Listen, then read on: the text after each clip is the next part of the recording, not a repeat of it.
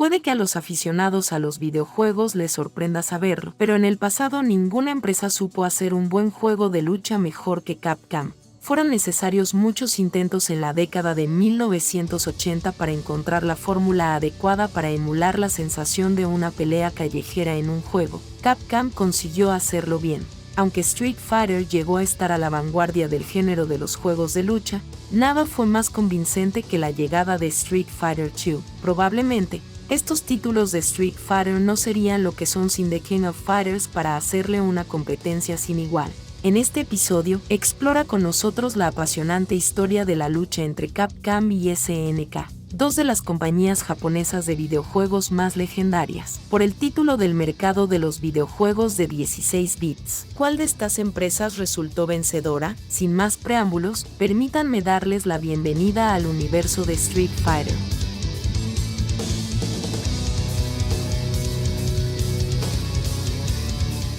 A finales de la década de 1980, solo se hicieron unos pocos intentos serios de crear juegos de lucha uno contra uno. Como resultado de su limitada jugabilidad, no lograron atraer la atención comercial. En aquella época, la tecnología no era capaz de ofrecer una experiencia fluida en la que un personaje pudiera ejecutar técnicas especiales o golpes con naturalidad. Un diseñador de videojuegos japonés llamado Takashi Nishiyama fue uno de los empleados que más se dedicó a emprender la tarea de crear la experiencia definitiva en videojuegos de combate.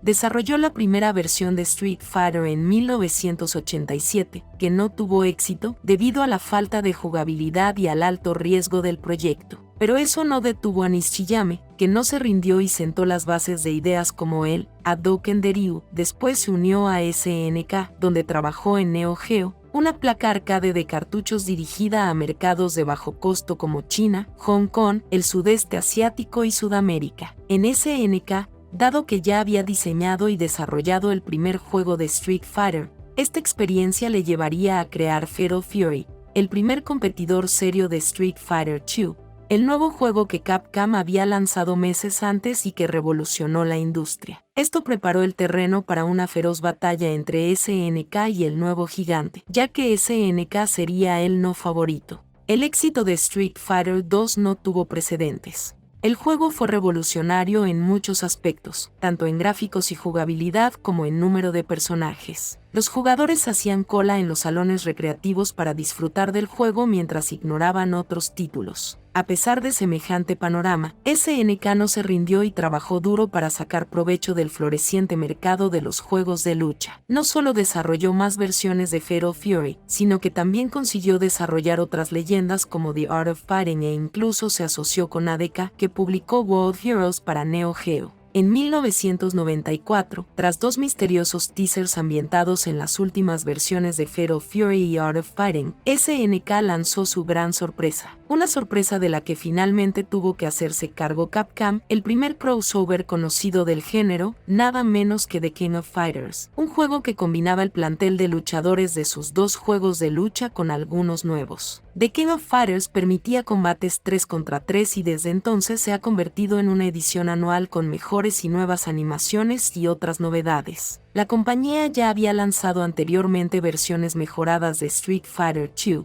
que seguían teniendo éxito pero carecían de creatividad. Para Capcom estaba claro que tenían que responder con algo tan original como KOF, pero sus acciones fueron nefastas. Se centraron en desarrollar una mejor placa base arcade que ofreciera mayor calidad técnica, mejores animaciones, mejores gráficos y mejor jugabilidad. Este nuevo hardware se hizo realidad con la integración del sistema CPS-2, la placa arcade lanzada para Super Street Fighter II en 1993. El primer juego popular fuera de la franquicia Street Fighter fue Darkstalkers, que recibió grandes críticas por su increíble reparto y su jugabilidad en general. Sin embargo, el contraataque final de Capcom se hizo realidad con el lanzamiento de X-Men, Children of the Atom, un título de lucha que fue posible gracias a la licencia que Capcom había recibido de Marvel. Esa licencia no se desaprovecharía, y durante los años venideros, Capcom ofrecería su propia versión de un crossover con Marvel Super Heroes, un título que permitía enfrentar a varios de los personajes de la editorial. X-Men vs. Street Fighter, Marvel Super Heroes vs. Street Fighter. Finalmente, Marvel vs. Capcom fueron grandes juegos que hicieron que incluso el rey de los luchadores pareciera anticuado. A pesar de ello, SNK no se rindió y continuó con el exitoso nivel de calidad que había hecho tan famoso al rey de los luchadores. Casi todos los años se rediseñó el juego. Nuevas animaciones, nuevos dibujos, más personajes. El punto de excelencia llegaría para muchos en The King of Fighters 98, considerado por algunas publicaciones como el mejor juego de lucha de todos los tiempos. Desgraciadamente, las malas decisiones y las dificultades financieras de SNK la colocaron en evidente desventaja frente a Capcom, al menos comercialmente. Poco después, SNK fue adquirida y se declaró en bancarrota, y Nishiyama se marchó y fundó su propio estudio independiente. Pero antes de marcharse, dejó un regalo de despedida con el que puso el broche de oro a su última década, la idea de unir ambas franquicias, lo que acabó convirtiéndose en Capcom vs. SNK y otros, dejando atrás esta rivalidad. Así que te gustó de esta rivalidad, deja un comentario y suscríbete para más teorías, información y lore. Gracias por ver el universo Street Fighter. Este ha sido tu anfitrión. Bienvenido al centro del escenario.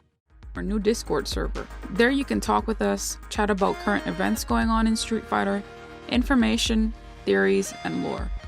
We'll leave the link in the description box below. We want to thank everyone for tuning in and becoming part of the Street Fighter community. We want to thank you for your positive comments towards our channel because it only habilitates us to grow even more. From the Street Fighterverse crew, we thank you.